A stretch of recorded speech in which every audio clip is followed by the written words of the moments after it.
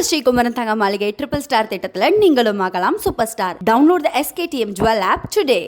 சென்னை குன்றத்தூரை அடுத்த கோவூர் பகுதியில் உள்ள சுந்தரேஸ்வரர் கோவிலில் பிரம்மோற்சவ திருவிழா 42 ஆண்டுகளுக்கு பின் நடைபெறும் நிலையில் பக்தி முழக்கமிட்டு பக்தர்கள் தேரை வடம் பிடித்து இழுத்து வருகின்றனர்.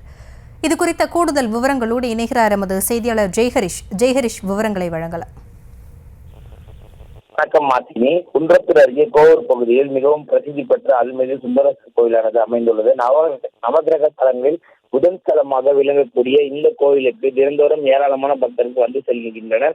மேலும் அது மட்டுமே இந்த கோயில் முகப்பகுதியில் ஏராளமான படப்பிடிப்புகள் இந்த பகுதியை சுற்றிலும் பல்வேறு திரைப்பட படங்கள் நடைபெற்று உள்ளது குறிப்பிடத்தக்கது. மேலும் இந்த கோயில் பிரம்மோற்சவ விழா ஆண்டுதோறும் நடைபெறுவது வழக்கம். கடந்த 1984ஆம் ஆண்டு பிரம்மோற்சவ விழா நடந்து முடிந்த நிலையில் அதன் பிறகு நடைபெறாமல் இருந்தது. சமீபத்தில் இந்த கோயிலின் கும்பாபிஷேகம் கோயிலுக்கு புதிதாக தேர் செய்யப்பட்டு வெள்ளோட்டம் விடப்பட்டது.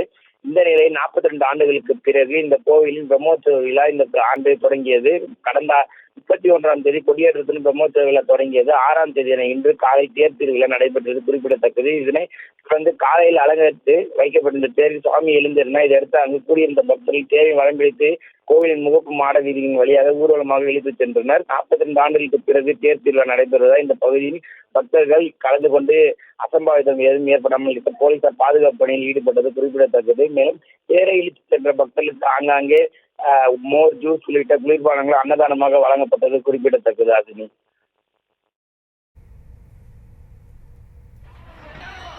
விவரங்களுக்கு நன்றி ஜெய்ஹரிஷ். நம்ம ஸ்ரீகுமரன் தங்க மாளிகை ட்ரிபிள் ஸ்டார் திட்டத்தில் நீங்களும் ஆகலாம் super star. Download the SKTM jewel app today.